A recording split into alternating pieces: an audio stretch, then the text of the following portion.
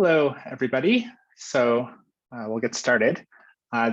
This week, we're going to talk about absolute values. But before we do that, I just want to recap a little bit where we're at. We're sort of pivoting from the direction we've been going. What have we been studying? Well, the topic of algebraic number theory is sort of analogs of the integers, basically. So in step one was to even say what that could be. One example was, for example, we could look at like FP brackets T and related things. And these are things that show up when you study curves and you think of curves and the integers as being similar in some way. One way to algebraically formulate that is sort of that they're all Dedekind domains. But we also, I'll put this as a sub-bullet. So in FP brackets T, which is one though, like in sort of somehow the other main thing, and maybe the main thing we've studied is sort of the integral closure of Z.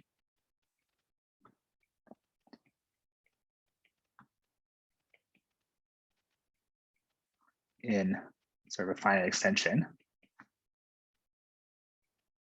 of Q. So this is what we call the ring of integers, okay. And one thing we had to do, and like it wasn't even obvious a priori that that was going to be a ring. So the integral closure is defined to be just sort of elements satisfying some polynomial, like some type of polynomial, so monopolynomials of coefficients in Z. We had to show you could sort of multiply and add those and it would still be integral. And so then, okay, so we had some stuff to do there, just to even see that this was like a well-behaved notion.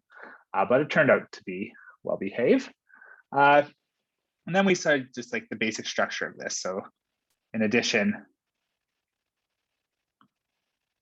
maybe basic structure of Dedekind domains, or these analogs.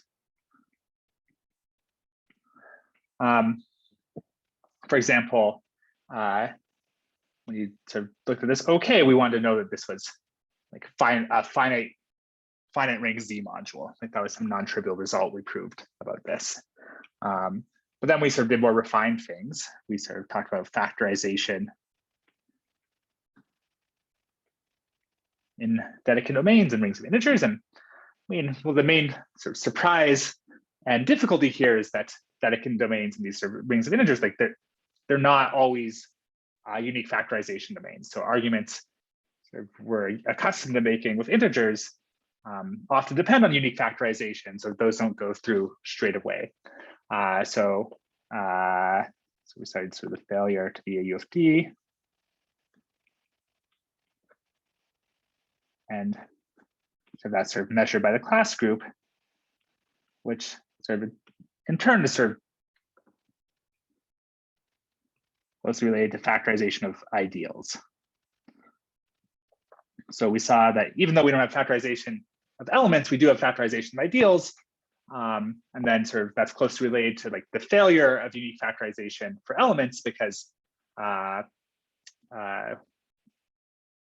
unique factorization of ideals. Because you can use that, you can define a class group in terms of ideals. And, okay, so I mean, somehow we sort of went that side and we saw how you could use that structure. Like for example, last week or the week before break in the application of cyclotomic fields, we saw how you could use that structure to sort of still carry through kinds of arguments that to depend on unique factorization in some limited cases. So like if you worked through this Fermat's last theorem exercise, you saw how to prove sort of a certain case of Fermat's last theorem sort of under some condition on the class group. Okay, so, and this is sort of a nice and important topic. And then we studied units, sort of as another basic sort of structure. And somehow, I mean, there are two parts of factorization, and you can almost put this under factorization. There are sort of two parts of factorization. There's prime elements and there's units, and you want to understand both. But then in particular in units, and once you're sort of thinking about ideals and sort of principal ideals and things like this. And units sort of are particularly important because like sort of two elements generate the same sort of principal ideal, if and only if they differ by a unit. So somehow understanding the structure of units is computationally important. And we saw, okay, what is the structure of the unit? And we sort of saw a little bit about how you can play. So we saw the units are finally generated, you compute the rank, and we sort of saw a little bit about how you can actually sort of compute fundamental units for like real quadratic fields and things like this. So, I mean, somehow all of this, I mean, and it's sort of interesting because they're all pretty basic things. Like sort of, we just started with the question, like, what are things that are like the integers, and then like, how does the basic structure of integers sort of behave in this broader setting? And we introduced objects that let us like this class group and sort of factorizing ideals and units, and that are somehow pretty basic from this perspective. Like, I mean, you're sort of naturally led to them when you start asking the right questions, and they're not so far from the definitions. But already, and one of the beauties of number theory is like basic objects have deep questions. Basic objects sort of somehow you can ask simple questions about basic objects and sort of end up somewhere quite deep where we don't know the answer. So like, I mean, sort of we talked briefly about how there's sort of lots of open questions about class groups, for example. Like, are there sort of infinitely many real quadratic fields of class number 1? So sort of somehow you already reach sort of interesting questions here. Great, and we're going to talk sort of at the end of the class, we're going to talk sort of more specifically about sort of some questions about class groups and this notion of regular primes, and we're going to sort of talk about how you use some more advanced notions in number theory to answer these kinds of questions. So that's what we're going to do the last 3 weeks, but we still have sort of some more things to build on in this basic structure. But we're going, so we're going to sort of develop in this week and next week, we're going to sort of develop a new analytic tool to study these things we've introduced. So let me sort of make 2 remarks on sort of two things we sort of noticed along the way that this new study is going to bear on.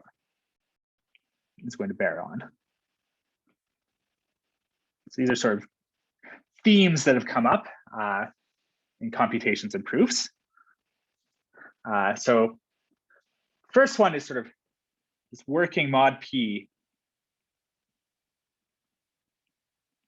is very useful. So e.g., so especially where do we see this? We saw this for factorization. At least in a monogenic ring of integers. So remember, so a ring of integers is monogenic if it's like generated, if there's a sort of single element. So if it's like Z brackets alpha. Like in that case, sort of factorization.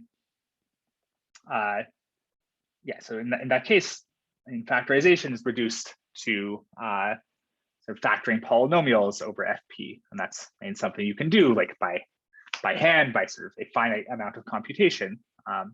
So that was sort of nice, and then and we saw sort of some refinements of this. You don't really need a monogenic ring of integers. You just sort of, it works for, somehow the ring of integers, like if you sort of throw away enough primes, is monogenic, and so this sort of always gives you a way to factor sort of almost every ideal, though not always all of them. Okay. Okay, so working mod P was sort of super useful. And then the other thing that was super useful is sort of embedding a number field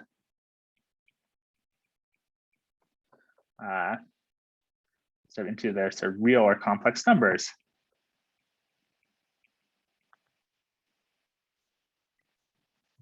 So was very powerful.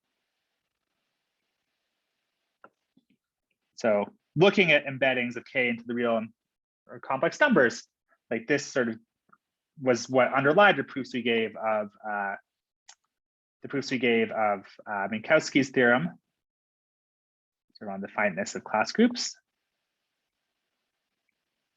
So Minkowski's bound sort of told you like how far you have to go to compute a class group, and also in the unit theorem, like somehow by looking at embeddings of a number field into the real or complex numbers, that let us sort of just use like general facts about lattices, lattices inside the real, like in real vector spaces, in order to prove sort of useful facts about number fields. Okay, so those are sort of two things we notice. Working mod P is useful, and sort of embedding into real / complex numbers is useful. And so where we're going today is essentially to sort of refine working mod P so it looks like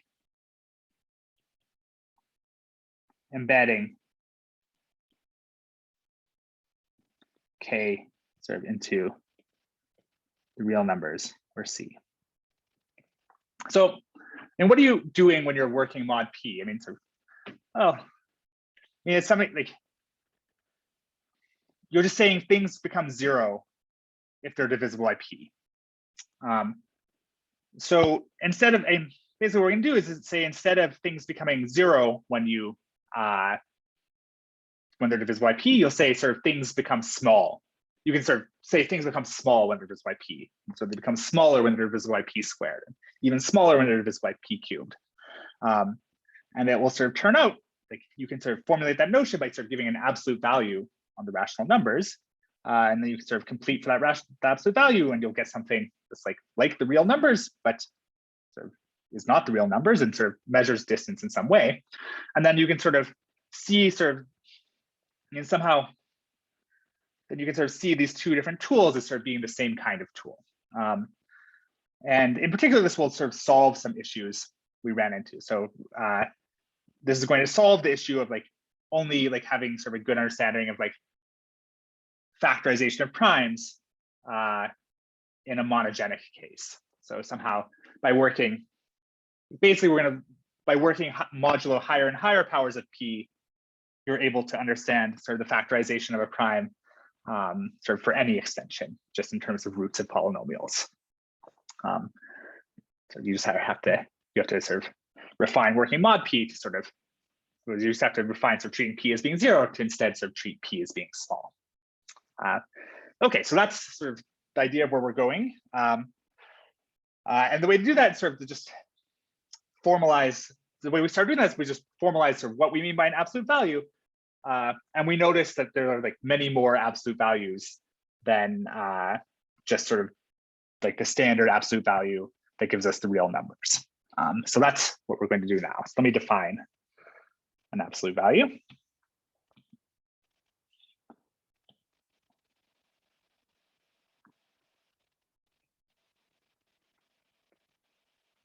So if K is any field,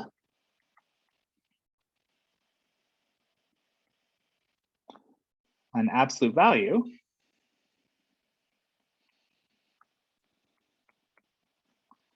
is a function which we sort of denote with these absolute value bars. And so it goes from K to the real numbers such that, well, it should just satisfy the basic properties we know that like the standard absolute value on the real numbers or the rational numbers satisfies. So it should send the absolute value of any number should be greater than 0, should be at least 0, and sort of your absolute value should be equal to 0 if and only if x is itself 0. So everything that's not 0 should have a positive absolute value, and 0 should have absolute value 0. 2. If you multiply two things, that should just multiply their absolute values. And 3 should satisfy the triangle inequality.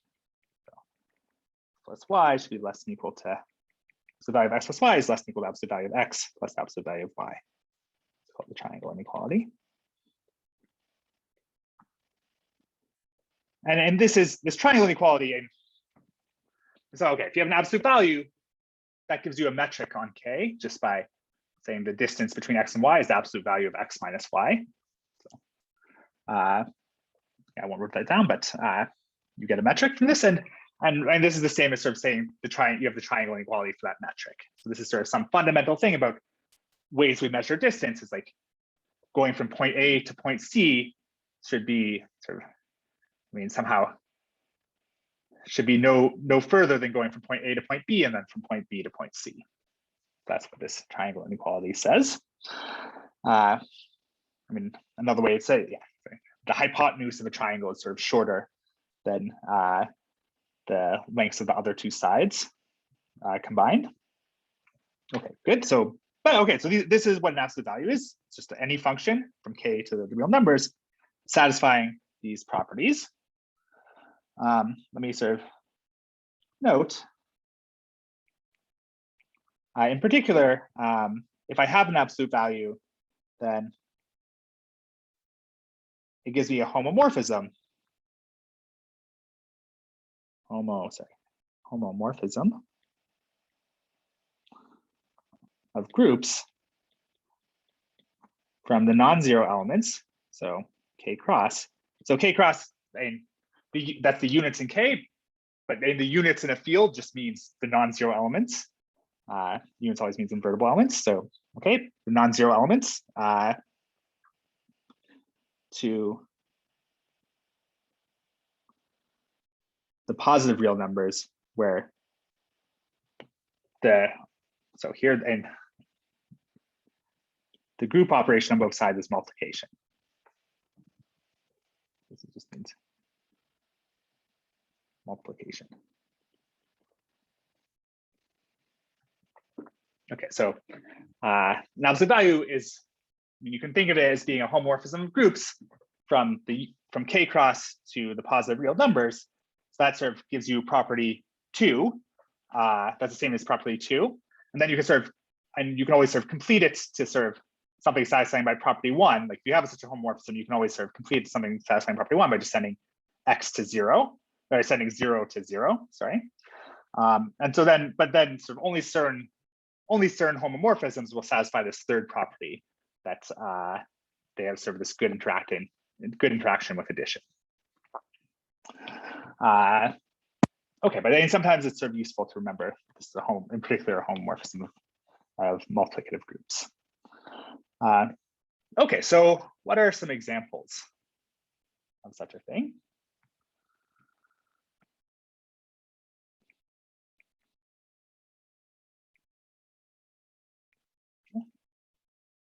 So, well, R with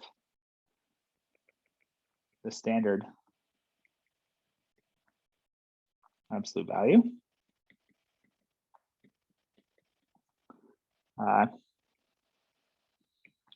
So this sends there's some number X to, well, X if it's positive,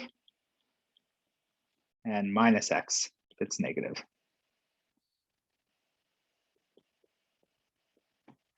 Okay, and well, this is the standard absolute value insert.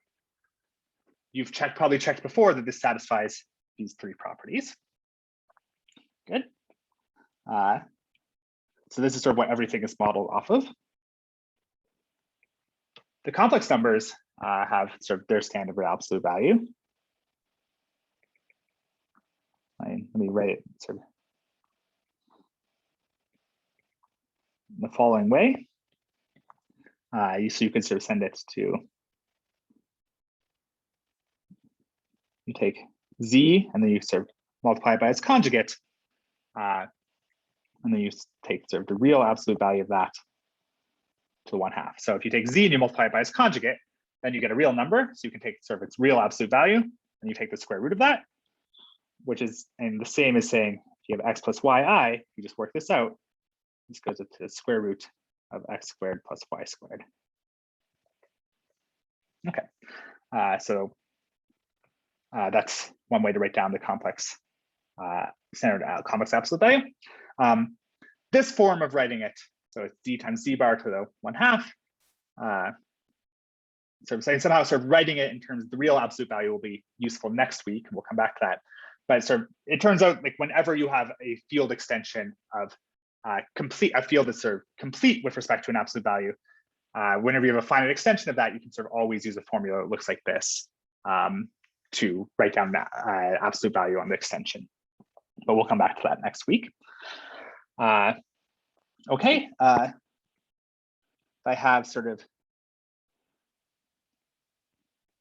Q, well, I can view Q as living inside of R, or as living inside of the complex numbers.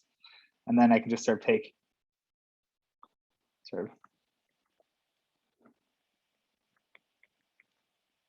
the real or complex absolute value, and I could restrict it to Q.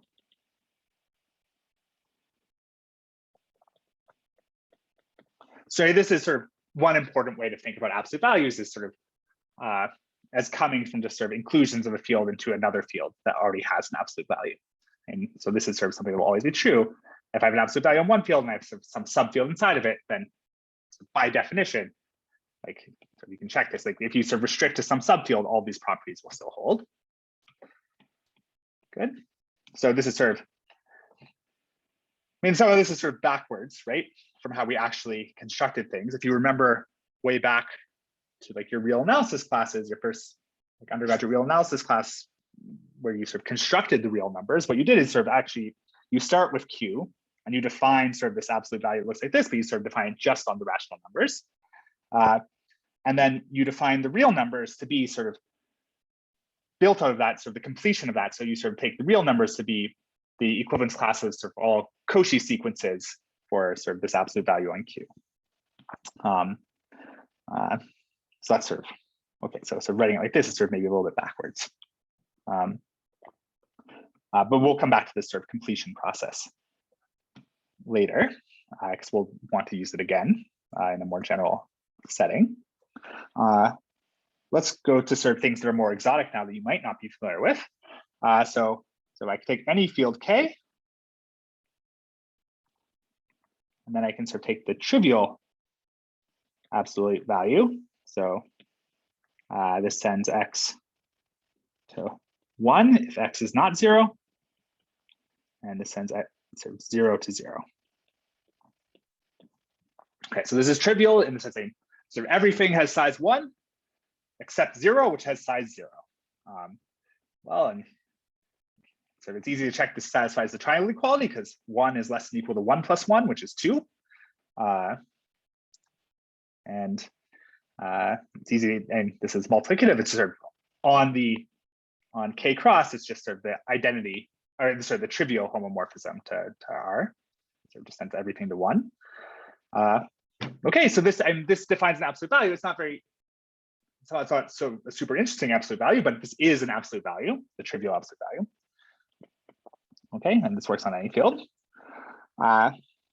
Here's one we saw on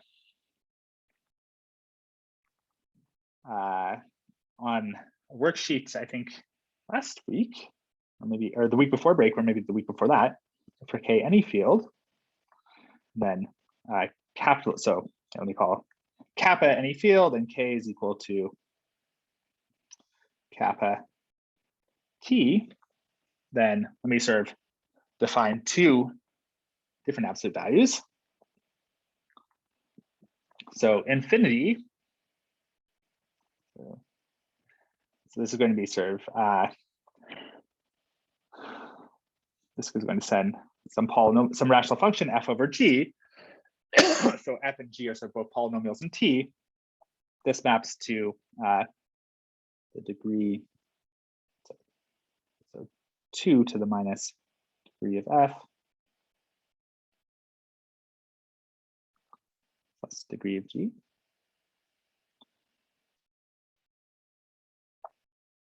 So 2 to the degree of f minus degree of g.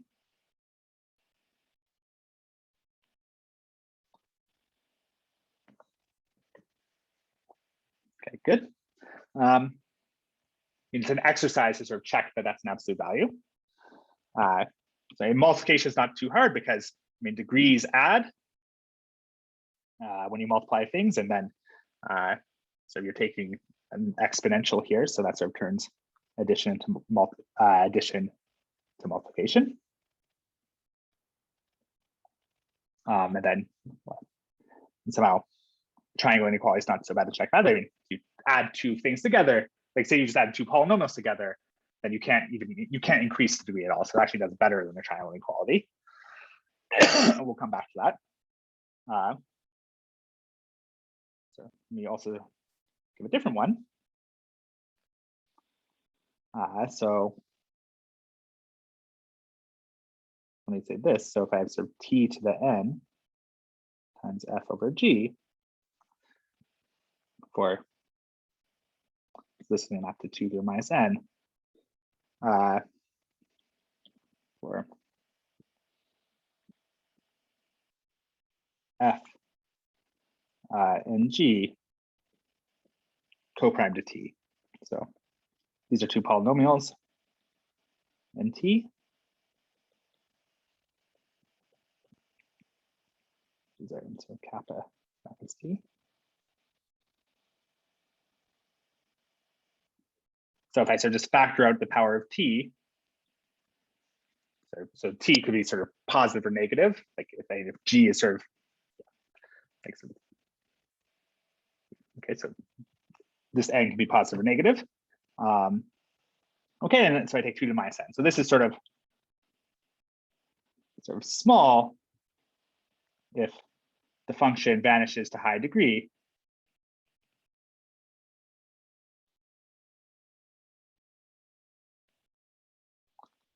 This sort of high order.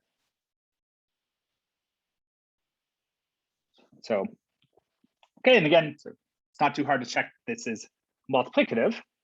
Again, sort of you sort of in the order of vanishing is sort of if you multiply two functions, sort of the order of vanishing adds, and then we're taking the exponent, so that turns to multiplication. We're taking an exponential, so that turns to multiplication. I mean, and both of these, this 2 is not so important. It's just sort of the 2 is to turn something sort of additive into something multiplicative. And so and we could, instead of 2, we could use sort of any positive number, and we'll come back to that in a minute. But good. Yeah, good. So this is all right. So this is sort of you're small if you sort of vanish to high order at 0, and sort of you're big in this absolute value if you vanish to if you sort of have a pole of large order at 0. Okay, and so actually you can interpret this one the same way. And this is sort of a little bit of an exercise to think about, especially if you did this exercise the other week. And this is basically order of vanishing at infinity. So and somehow it's whether you want to think about sort of taking quotients of polynomials in t or polynomials in 1 over t, to sort of go back and forth between these interpretations. Okay, but good. So those are anyway, and yeah, these are absolute values. They sort of satisfy the rules, so these are sort of perfectly good in our world. Well, you can do something similar for the rational numbers. So if you look at and sort of define the p-adic absolute value.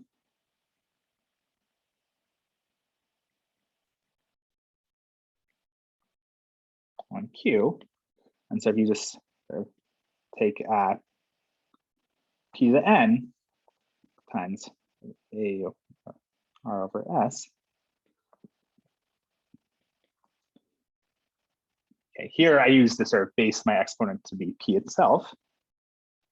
So here r and s are integers co-prime to p, and n is sort of also just some integer, some power.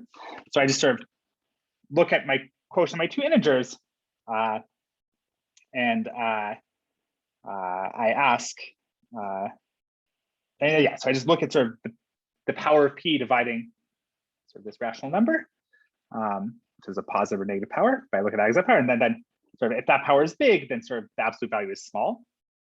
And if that power is small, the absolute value is big. And so somehow I have something very negative here.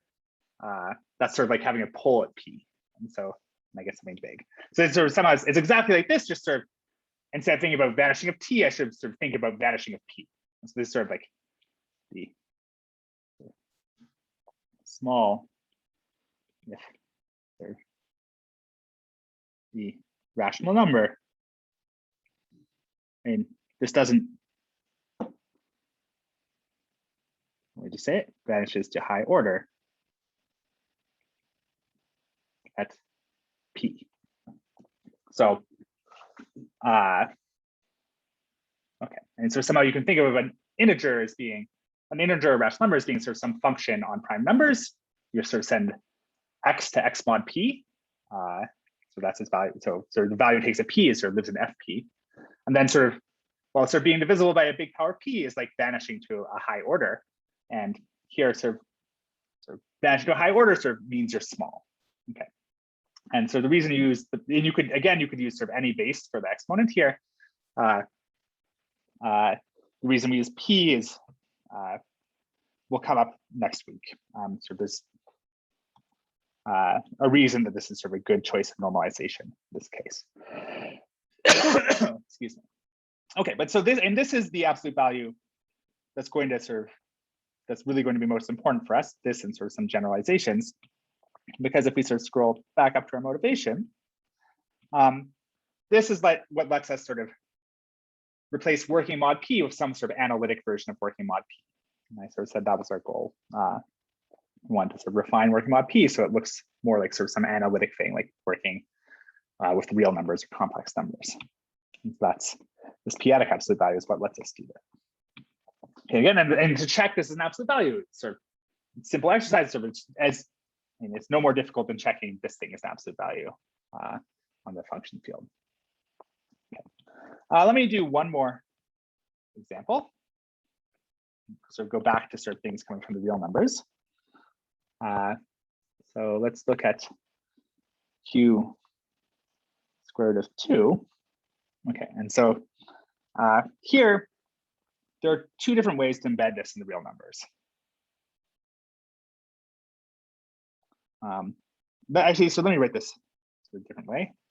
So okay, so q brackets x mod x squared minus 2. So this sort of embeds my k. So it's a degree 2 extension of q. And so this embeds in two ways into the real numbers.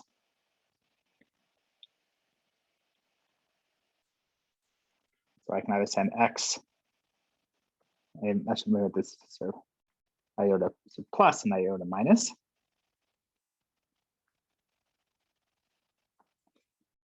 Okay, so the first one, so iota plus sends x to square root of 2, where that means the positive square root of 2. And this sends x to minus square root of 2. Okay, so I get an embedding of k into the real numbers just by sending x to any root of this polynomial. And so the two roots are the positive square root of 2 and the negative square root of 2. And well, so from this, I get two, what will end up being different absolute values on k. So I have sort of absolute value plus. So this is just given by sort of, if I have some element in k, call it a. So I have some element a living inside of k. This is just sort of, I take the embedding iota plus of a. So now I have a real number. And then I take its real absolute value. And similarly, I can find the second absolute value by taking the second embedding, where I send of a, and then I take into the real numbers and I take the real absolute value. So again, sort of just like sort of I had the rational numbers living inside of the complex numbers or real numbers, and so I could sort of restrict to absolute value, and I got absolute value on the rational numbers. Here too, like I have two different ways to put this field inside the real numbers, and each of those ways induces sort of an absolute value on the real numbers. And these absolute values are really different.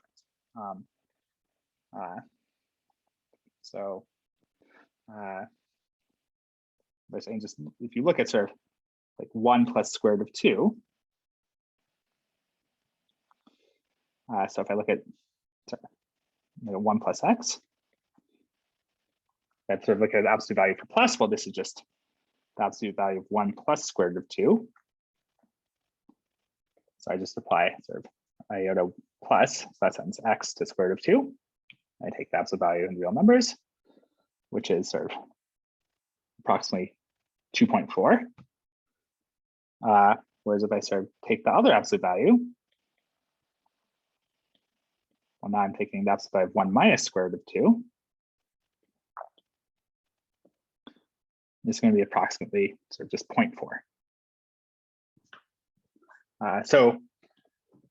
And I wouldn't have known, like if I just applied the absolute value of x, I would have gotten the same thing. But so if I look at like 1 plus x, then so I get these sort of two different numbers of absolute value. So these, and some of these two different embeddings are really giving me two different absolute values. On the other hand, if I look at sort of qx mod x squared plus 1, let me sort of, okay, so then I look at iota 1, which sends x to I and C. So this again, so we have K. And so this thing can't go into real numbers, it can go into complex numbers. So I have iota 1 and iota 2. Here x goes to I, and here x goes to minus I. So I could sort of define an absolute value. I just sort of using these embeddings and using the complex absolute value.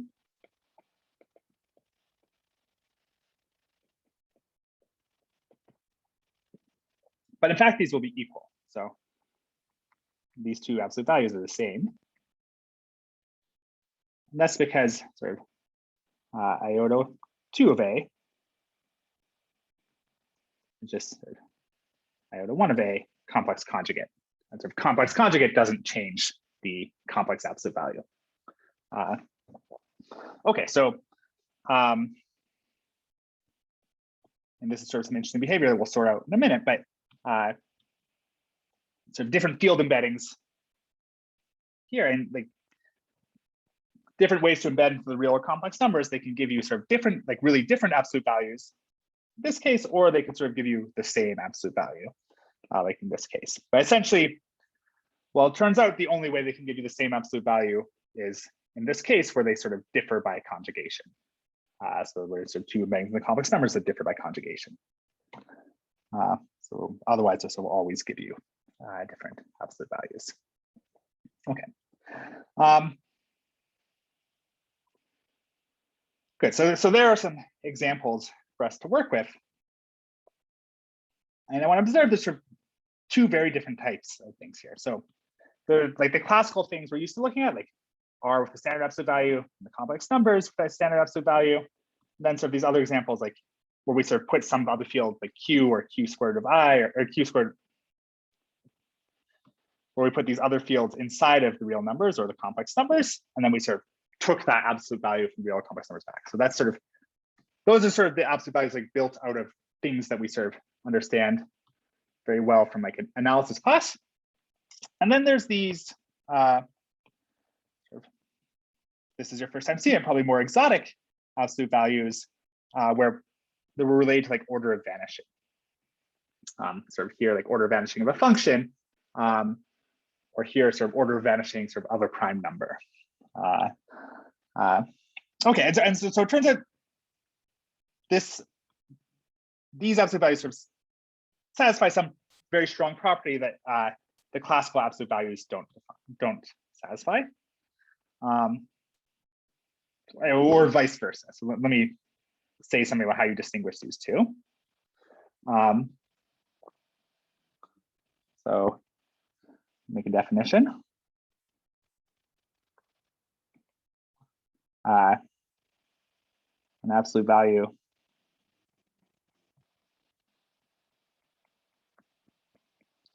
on a field K is Archimedean if the absolute value of M the set of sort of absolute values of integers is unbounded.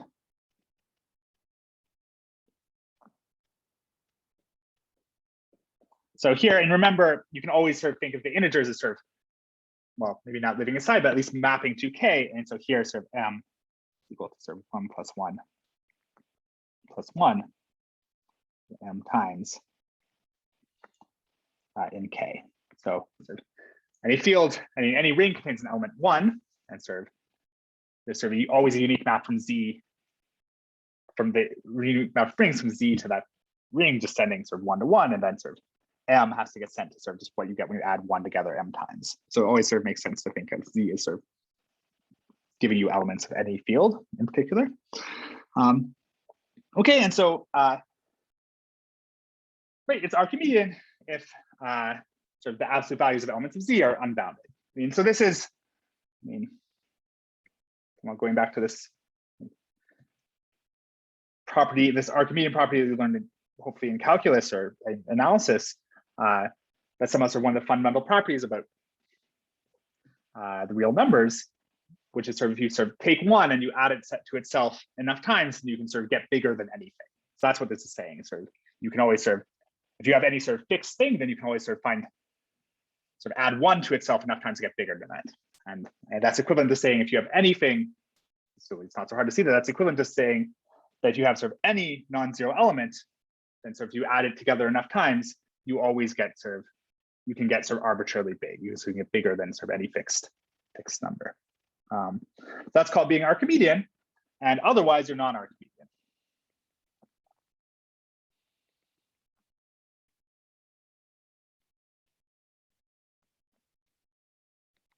Okay, so for example,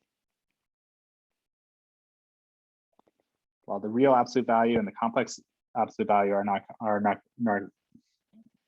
are Archimedean, basically by definition, and I mean, similarly, sort of any absolute value sort of constructed of these, so sort of by taking some field and embedding in the real numbers, and then sort of pulling back that absolute value will be Archimedean. Whereas sort of these other things, sort of we're not. So like the trivial absolute value is not, because in there, the absolute values of things in integers are always 0 or 1. So that's a bounded set. So this is not, so this is non-Archimedean.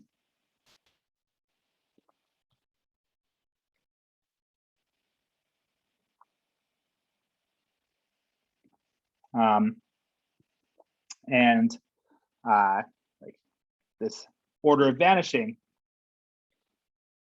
valuations on,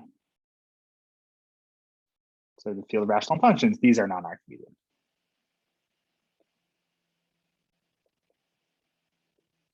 So the point is, and 1 vanishes to order 0, and sort of 1 plus 1 sort of still vanishes to order 0, and so on. So somehow adding 1 to itself, like you're always going to vanish to order 0. The p-adic absolute value is non-Archimedean. The p-adic absolute value on Q is non-Archimedean. So hopefully I said, P is a prime number in the definition of the p-adic absolute value. And again, the point is sort of, okay, so you add 1 to itself over and over, but that's always going to be an integer. And so it's never going to be sort of divisible by a negative power of p. And if you look back at the definition of the p-adic absolute value, so you're sort of taking p to the minus the power of p dividing it. So, and this is always going to be less than equal to 1 for any integer in particular. The p-adic absolute value is sort of bounded by 1 on the integers. So it's non-Archimedean. Good. So one more example. So any absolute value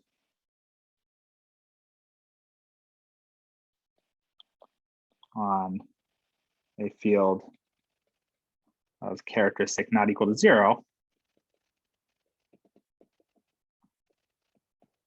is non-Archimedean.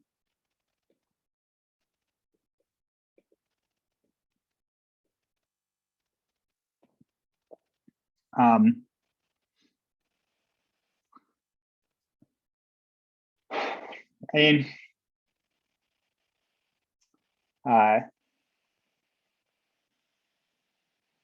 yeah, and so and here the point is that and somehow for a field that characters non-zero, but that's okay, as characters to some prime number. But that means sort of if you think of sort of adding one to itself m times, like you just end up with some copy of FP inside of your field. So you sort of only get P different elements this way. And well, and that has to be bounded. In fact, sort of everything will be a root of unity, so we'll even have absolute value 1. You can check. Okay, so if you only see sort of non-Archimedean absolute values on fields of characters 0. And in fact, and something even stronger is true. So let me just say this is a fact.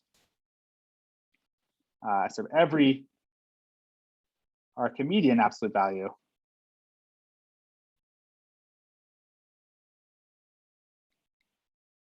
comes from sort of embedding of a field into C. So if you have an Archimedean absolute value, you can always sort of find some embedding of your field into the complex numbers such that sort of your absolute value is sort of just the restriction, the standard absolute value on the complex numbers.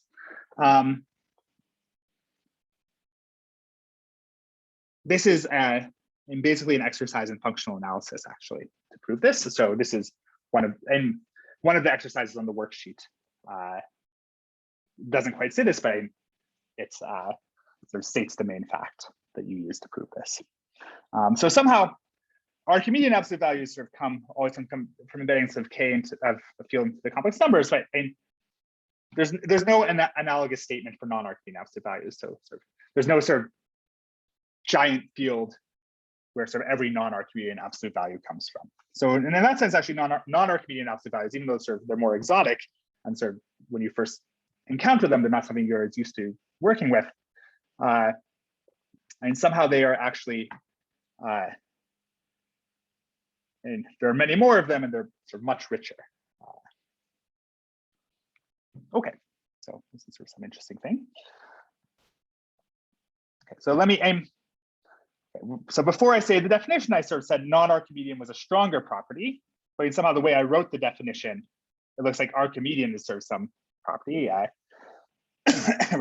this thing is unbounded. I could have sort of reversed this by writing sort of your non-Archimedean, this set of absolute values is bounded. But the property I really had in mind was the following. So this is how you actually use it. So an absolute value on a field K is non-Archimedean if and only if it satisfies the strong triangle equality. So this is saying that the absolute value of x plus y is less than or equal to the max, the absolute value of x, y. So rather than sort of getting the sum over here, you get sort of just the larger of the two. Okay, so this is a simple exercise actually, and this is sort of on your worksheet for this week to prove this. And from this, you can sort of deduce a couple more nice properties. So in fact, not only do you have less than equal here, you actually have equality unless they have the same absolute value. So that's something you can do from this. So somehow, and this is so this is called the strong triangle equality.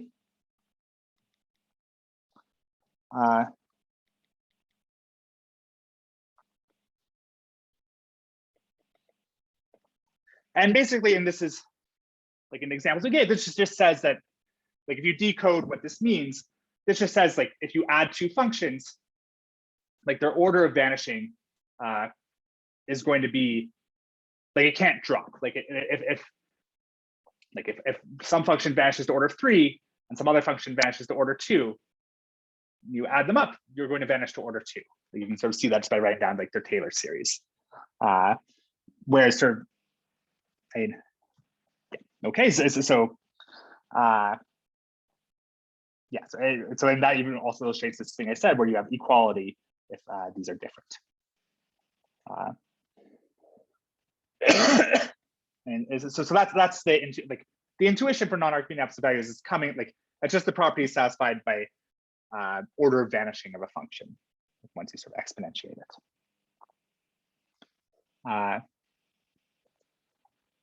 Okay. So an absolute value, it's a little bit rougher than we'd like as a notion for the following reason. So it comes back to, and particularly for non-Archimedean absolute values. Like I sort of, when we were defining non-Archimedean absolute values, like the p-adic absolute value or sort of this order of vanishing absolute value, in these examples, we sort of took something like canonical, like the order of vanishing, and then we sort of just chose some base to exponentiate, sort of turn addition into multiplication, basically. So here, so we took base p, and here, so we just took base 2. And we would have gotten an absolute value if we taken any positive number as the base. And somehow, like the absolute value would be encoding the same information. So we want some notion of when two absolute values are equivalent. And it turns out that you can phrase it sort of quite weakly, which is sort of handy. So let me sort of just say proposition. The following are equivalent. So let me say this. So for K a field, and two absolute values on K. And by the way, a field can have many different absolute values, right? Like on the rational numbers, we can have the p-adic absolute value, and we can have the real absolute value. And like those are sort of when we have the p-adic absolute value for any prime p. So there's sort of infinitely many different absolute values that we've already seen. And so the same thing will happen sort of for any number field. So we have lots of different absolute values, but we want to sort of cut down sort of the ways in which they're really different to sort of, because there's also, and so you can also have different absolute values for different p-adic absolute values just by changing sort of the base of your exponentiation.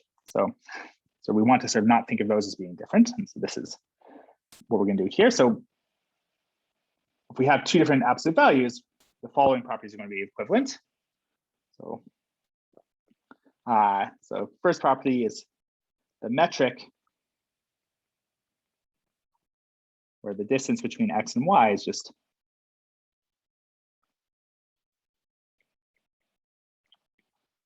so defined using the absolute value. So I get two different metrics from these two different absolute values. It's easy to check these are metrics. And so these should define the same topology.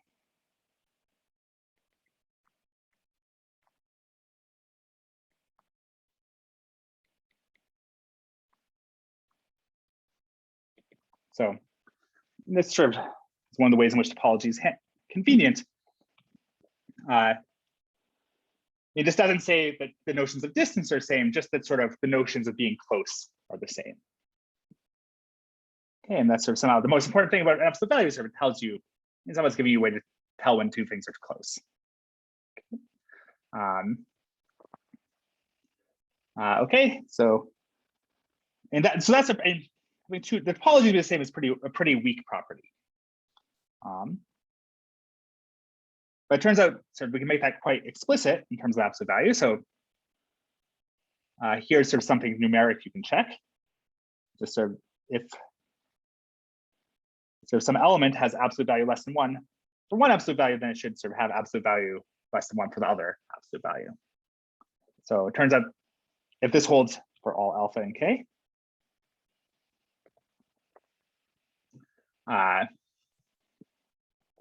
so sort of you can check when something is less than 1, is small, sort of has absolute value less than 1,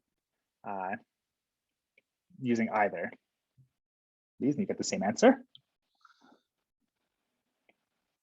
And then,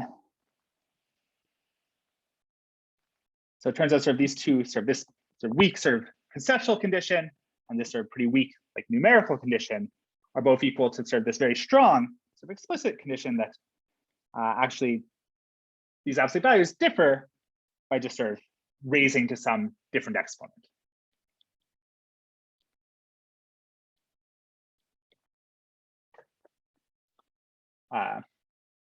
So if you play around with exponentials and logs, you'll see that like this is sort of this statement is the same as sort of like in these examples I took just sort of like the p-adic absolute value and order of vanishing absolute value. Like this just says two things would differ by like changing the base of the exponentiation that I used. Okay, so this is sort of useful to know. I'm not going to prove this, but it's not too hard to prove. So and yeah. The only sort of tricky thing is to sort of see that A or B sort of implies C, but that's really not so bad. I'm just raising the powers sort of does the trick. But you can see this is proposition 7.8 in Milne. If you want to look it up. And so we say these two absolute values are equivalent.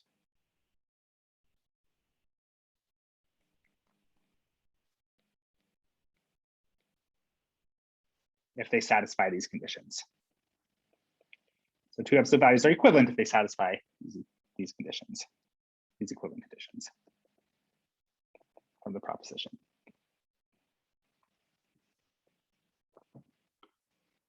Okay, and so that sort of cuts down sort of this ambiguity in the definition of absolute value.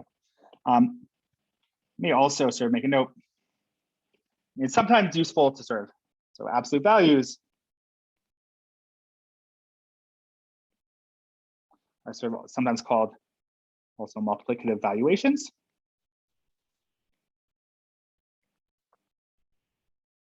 Well, if you're real fancy, you might even say rank 1, but ignore that. So these are multiplicative valuations, and you could sort of rephrase like it depends where you want to take your intuition from, but you could sort of rephrase everything additively. So you sort of could take just the logarithm of this, and now you'd sort of get some function that sort of, instead of being sort of sending multiplication to multiplication, would sort of send multiplication to addition. And this is sort of behaves like order of vanishing.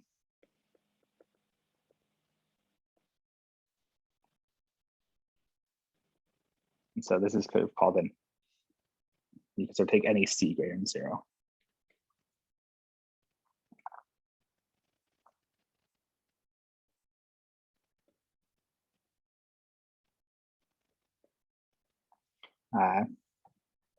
As the base of your logarithm, you take any C greater than 0. And so this is sort of called the sort of additive valuation that corresponds to multiplicative valuation. So, I mean, so it's just a choice of normalization, like whether you prefer to sort of write down a multiplicative valuation, which looks like sort of behaves like a classical absolute value, or whether you want to sort of write down an additive valuation, which sort of behaves like order of vanishing. And it's just sort of a notational and sort of conventional choice. But I mean, somehow it also sort of controls which area of your brain activates. And oftentimes, like one of the powers of this idea is that it can turn like this algebraic condition of order of vanishing into sort of something like an analytic condition, like an absolute value in size. And then you can use sort of analytic methods sort of turn out to be quite powerful to study it. So somehow you can activate your brain in the correct way by using this multiplicative absolute value notation instead of the sort of additive valuation notion sometimes. But there are other times where it's sort of more convenient to sort of think of it like this. So if you're, in particular, if you're like using this intuition that behaves like order of vanishing. Okay. So let me just, so in particular, let's go back and look at this example earlier. I want to point out, and I claimed that when we looked at q brackets x mod x squared minus 2, we look at these sort of two different real embeddings. I claim that those are really different absolute values. And so for them to really be different, it's not really enough that they just have different values. Like they should be like non-equivalent absolute values. Like that's sort of what I really wanted to check here. But this computation I did of the absolute value of 1 plus x for these two different absolute values, that tells you they're not equivalent, because here I have some element that's positive for one absolute value, but it's greater than 1 for one absolute value, but it's less than 1 for the other absolute value. So that sort of breaks this part B in this definition of equivalent. So sort of these are really sort of two different non-equivalent absolute values in that case. Okay.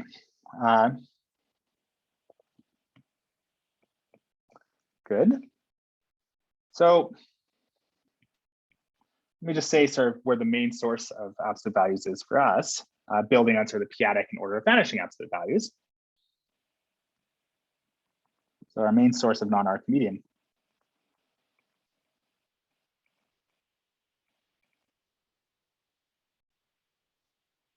Somehow. It's not the only source, but we won't talk about really other sources today. So yes, the main source of non-Archimedean absolute values is you have A is a discrete valuation ring. Okay, and so then, so we have the maximal ideal inside of A, which is just a generated by it's a principal ideal, so generated by a single, so it's generated by a single element pi. So this is sort of unique, irreducible in A. So the main example keep in mind is, of course, the localization of the Dedekind domain at a non-zero prime.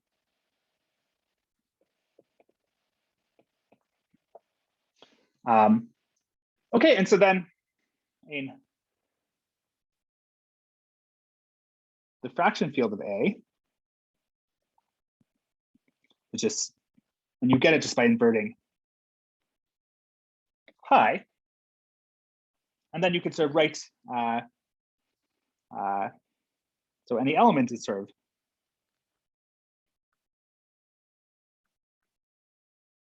so any element in the K is of the form pi to the n times A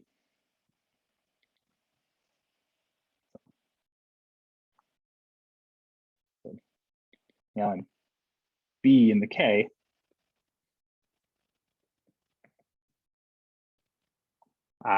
is pi to the n times A, where A is a unit in this discrete valuation ring. Okay, so I can write, so this is sort of a unique expression like this. And this is just like what I did before with the p-adic and sort of the, yeah, so the p-adic and sort of that order of vanishing absolute values, like sort of an element R over S, where sort of R and S are co-prime to P.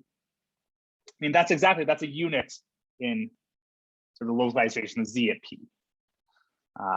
Okay, and so then pi is just P. And similarly, sort of F over G, where F and G are both co-prime to T, so F and G are both non-zero at T, sort of both don't vanish at 0. This is a unit in the localization of sort of K brackets T at T. It's ideal generated by T. And then sort of the pi is just T. Okay.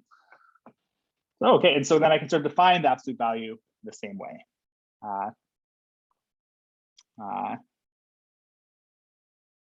So then I sort of the absolute value of B just sort of C to the minus n. So I take this minus n again because I want sort of being very divisible by pi, like having a high order of vanishing to be sort of mean or small. So I should take sort of for some for C greater than 1. Sorry, I think if I wrote C should be greater than 0 somewhere, I probably meant C should be greater than 1. Let me try that. I think here's one place I wrote that. So you can sort of take any, again, so it doesn't, and these are going to give you equivalent valuations for different choices of C. So sometimes there's sort of a convenient choice and sometimes there's not. Okay. And let me just note, and sort of if sort of, okay, so if K is a number, yeah, let me say this as an example.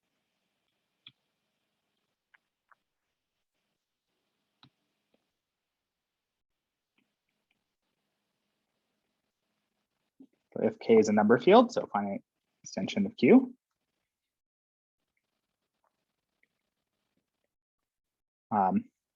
P is a prime in OK.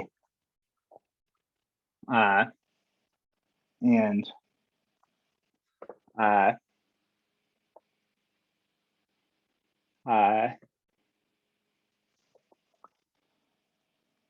is equal to sort of OK localized at P, then sort of,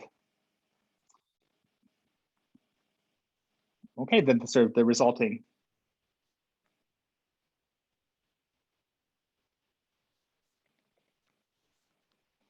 valuation with sort of C equal to the norm of P, which is the size of the residue field, is called the normalized absolute value.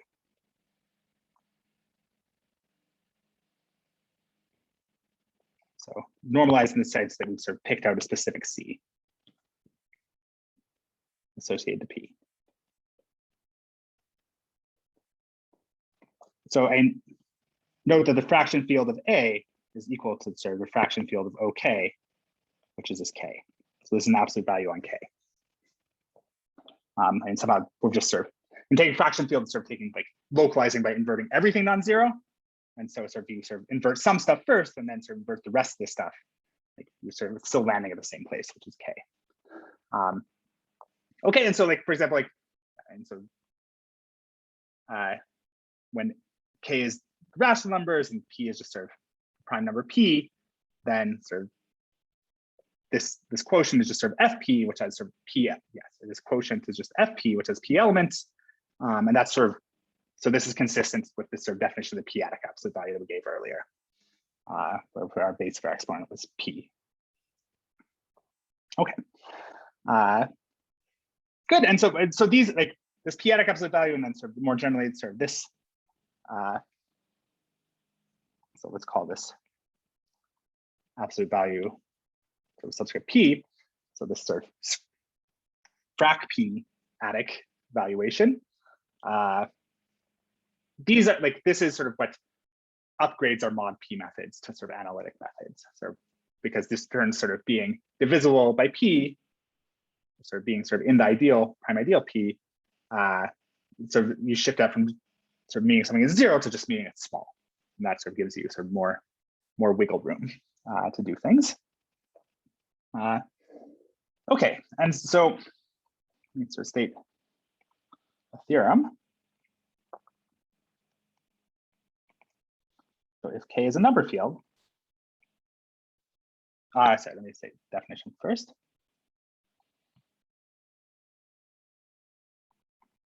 So a place of a field K is an equivalence class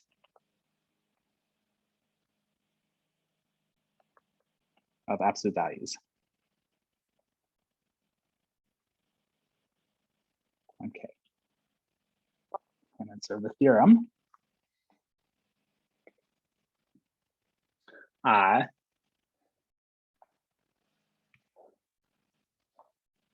is if K is a number field,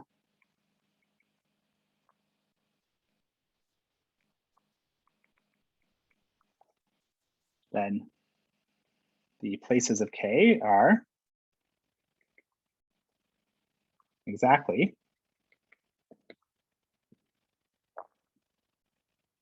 well, so you have three different types. So you have the finite places, So you have, so these are these sort of frac p-adic absolute value for p non-zero prime and OK.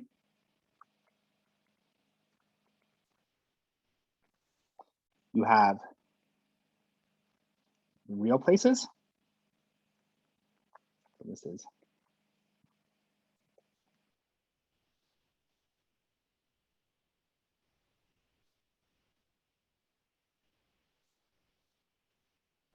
yeah. So for every embedding of K to R,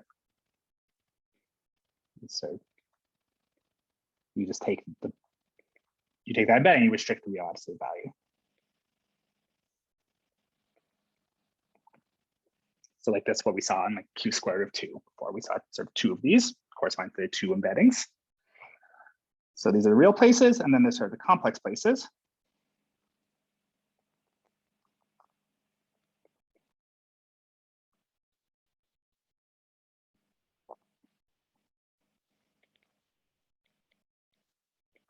So for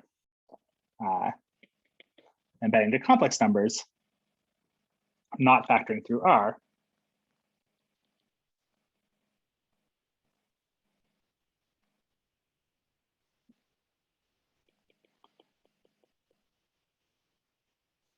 again, you sort of just restrict the complex absolute value. But here, sort of, you can sort of, in the complex places, like this absolute value doesn't sort of, if you sort of replace iota with iota composed of complex conjugation, you get the same absolute value. So sort of the complex place sort of corresponds to this equivalence class of complex embeddings sort of up to complex conjugation. And of course, and you could sort of consider real places and complex places together by just saying sort of the set of all embeddings in the complex numbers. So they correspond to like embeddings in the complex numbers up to complex conjugation. But sort of sometimes, and we've already seen that, like, for example, for like the unit theorem, that sometimes it's convenient to sort of separate out the real places and the complex places. So in sort of here, sort of there are real places and S complex places, where R was the number of embeddings, real numbers, and S is sort of the number of complex embeddings. So 2S is the number of complex embeddings. So we sort of split up into the complex pairs. So this is the R and the S in the unit theorem. Okay, so these are exactly, these are sort of all of the places. So all of the equivalence class of absolute values on K. Let me sort of say proof. Well, sorry, for Q, this is Ostrowski's theorem.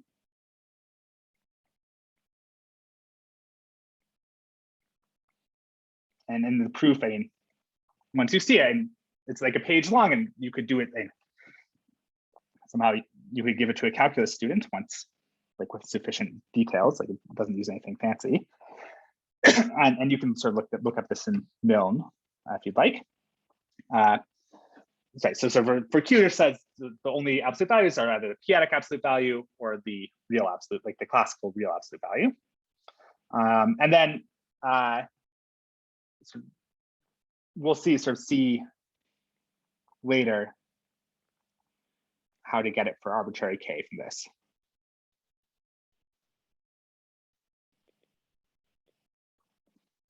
So to see that, I mean, we can prove it by sort of reducing to the case of Q. So like if you have a number field K, well, if you have an absolute value on it, so that restricts to some absolute value on Q.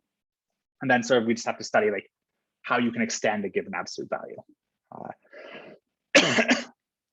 Okay, so but we'll see that. I don't think next week, but maybe the week after. Okay, but this is very nice because, I mean, somehow going back to the start of this lecture, I mean, these real embeddings and sort of like real and complex embeddings of these absolute values, like they were super useful in sort of like proving like Minkowski's theorem, like letting these lattice techniques to prove Minkowski's bound and the unit theorem. And then sort of these finite places, I mean, like sort of looking at the primes in OK and sort of that was super important, like looking at factorization. And so like all these ideas were sort of important, but sort of in different ways. But now we see there's sort of some perspective where they're coming from the same place. These are sort of all just like equivalence classes of absolute values on K. So this is sort of quite nice. Okay. Good. So right. So but one thing that's sort of annoying is here for like a real place or a complex place, we sort of have this this nice model field. So we have this field, real numbers, like the complex numbers, like these aren't just fields of absolute values, like these are complete. So in like the absolute value defines some metric, and these are sort of complete in the sense that all Cauchy sequences converge. Here, and in fact, like that's sort of how you construct real numbers, right? You sort of take, as we said earlier, like you take the rational numbers and you sort of just add in all convergent Cauchy sequences where you sort of use the standard absolute value to define what it means to be convergent. I mean, somehow, what would be nice is if we could also view, like if we had sort of some nice models for these finite absolute values, where we had sort of complete fields, sort of fields with absolute values that were complete, and where sort of this absolute value I could think of as sort of coming instead from like an embedding into that field and sort of just pulling back that absolute value. Like sort of the fact that sort of real numbers are complete was sort of one of the reasons this was sort of, these embeddings were so useful actually. You sort of go back and dig through some stuff. Okay, so, and we can do that. So I mean, if K is a field, and sort of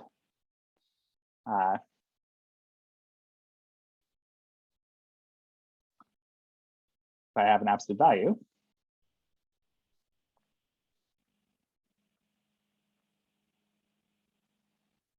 well then just define K hat to be the completion of K.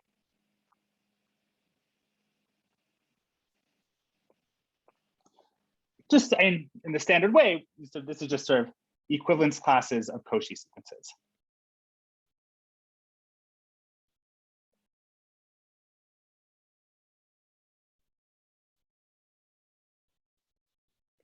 So here you use this absolute value to define the metric, or where the distance between x and y is just the absolute value of x minus y. Then once you have a metric, you know what completion means. Completion means just you sort of add in all, you just take all equivalence classes of Cauchy sequences. So this is the completion in the sense of metric space. And while you have to check something, you need to check this is still a field, but it's not so hard to check. This is still a field. And somehow the point is addition and multiplication are continuous, and sort of also sort of if you're like away from zero, then taking inverses is also continuous. And sort of continuous functions sort of extend to the completion. Okay, good. So this is still a field. And so like example, I take Q and sort of the real absolute value is sort of restricted to Q, then the completion is just the real numbers again. Again, this is how we define the real numbers. Let's take sort of like C parentheses T, so rational functions in a single variable, and then sort of take the order of vanishing at zero absolute value, then you get the field of Laurent series in T. And so the point is, like if you write down polynomials, like if sort of the polynomials agree on their low order terms, then they're sort of very close to each other. So this is sort of a good exercise to think through why this is. Sort of related to that on one of the previous assignments you saw. And so if I took the other one. So I took the absolute value sort of where I define it in terms of degree, but where it's secretly it's just order of vanishing at infinity. Then I get Laurent series not in the variable t, but in the variable 1/t. So this serves, these things are allowed to sort of go infinitely off in negative powers of t, but sort of only finitely many positive powers of t appear here. Okay, these are sort of Laurent series fields. And so the map from here to here, like these maps are just sort of, the inclusion is just sort of Taylor expansion.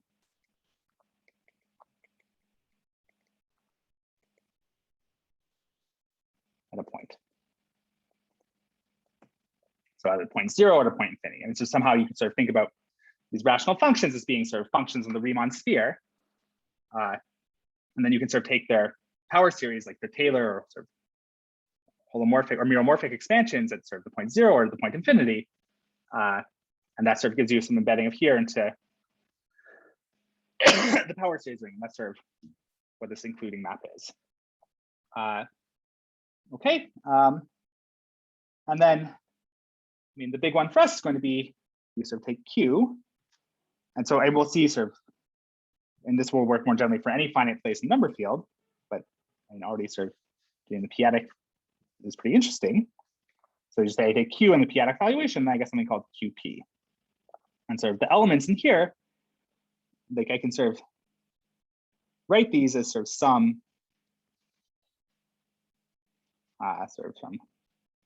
so any element sort of, I mean, it's going to look like a power series, but where the variable is p.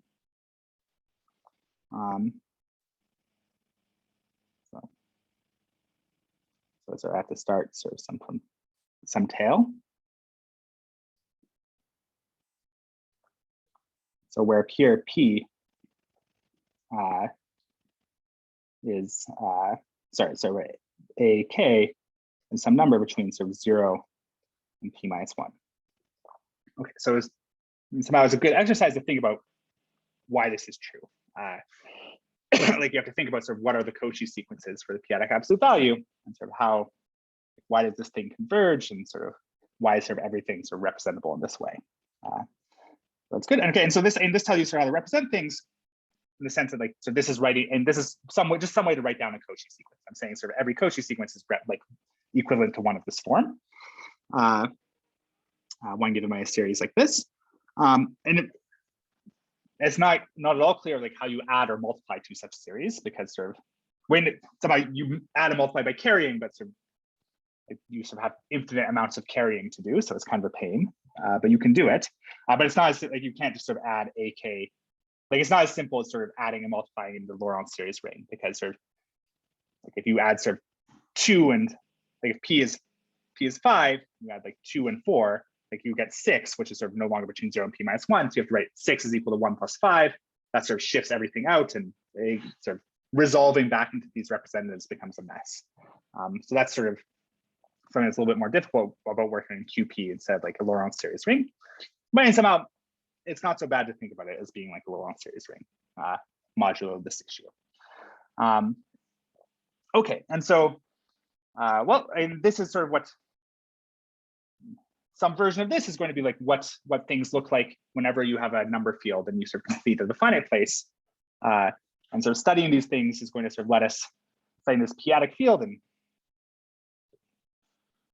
is what's going to let us like sort of understand factorization more finely and sort of understand some properties of number fields that we're sort of only seeing sort of a shadow of by working mod p. What's going to let us understand that a little bit more deeply. I mean, another good exercise is, and earlier in this class we were drawing pictures. Maybe I won't draw a picture now, but I'll probably draw pictures next time when we start talking about extensions, out of how sort of extensions behave with respect to places and absolute values. Yeah, and okay, so you might sort